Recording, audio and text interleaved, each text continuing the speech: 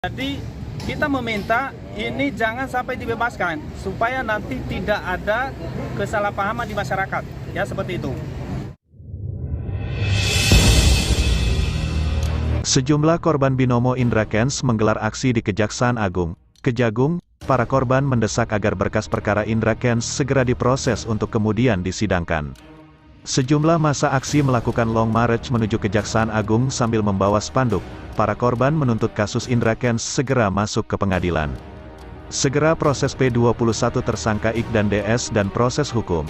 Kami mohon kepada pemerintah Basmi jika ada oknum yang menghalangi proses kasus Ik dan DS, tulis salah satu spanduk yang dibawa korban Indra Kents.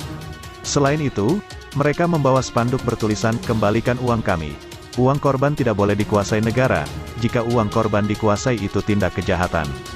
Koordinator aksi Maru Nazara menyebut tujuan aksi ini mendesak Kejagung segera melengkapi berkas perkara Indra Kents. Desakan itu menyusul masa penahanan Indra Kents akan segera habis pada Jumat, 24/6 mendatang. Iya, kita mau minta segera P21 ya, karena ini kan masa tahanannya ini 120 hari dan itu berakhir di hari Jumat tanggal 24 Juni. Jadi kita meminta jangan sampai dibebaskan karena kalau sudah sampai tanggal 24 belum P21, ucap Maru. Pasti dia akan keluarkan dan itu akan terjadi sesuatu dilema di mata masyarakat. Akhirnya nanti kita lihat bahwa masyarakat tidak percaya lagi kepada hukum, mereka pesimis pada hukum ini, sambungnya. Korban binomo juga meminta uang hasil penipuan Indra Kents dikembalikan kepada korban.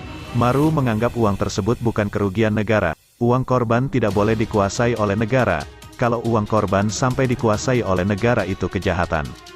Karena kita bercermin dengan seperti yang sebelumnya itu dikuasai negara itu tidak boleh dikuasai negara.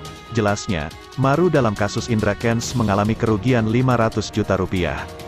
Dia mengatakan akan melakukan aksi lebih besar. Iya, kita akan ada aksi lebih besar lagi.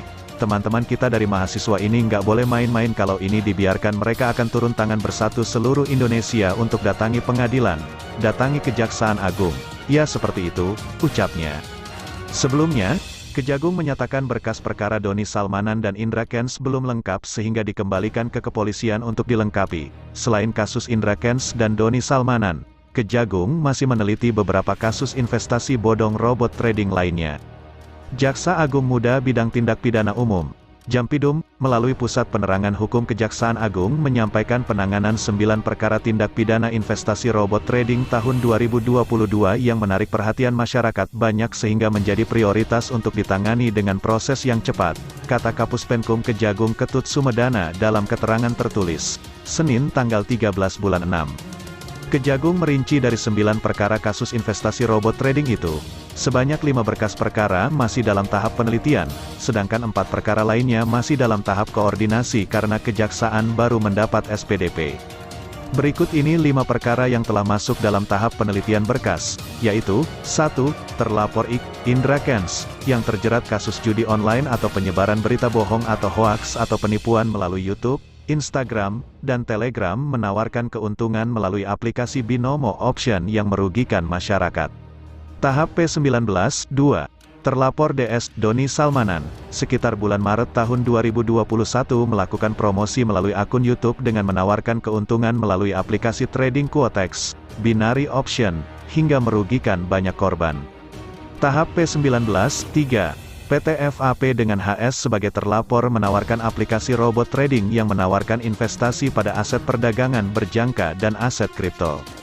Tahap P19, 4. PT TGK sekitar tahun-tahun 2020 sampai tahun 2022 dilaporkan adanya tindak pidana pencucian uang, TPPU, dan terindikasi menjalankan investasi bodong yang berkedok skema Ponzi. Tahap P19, 5.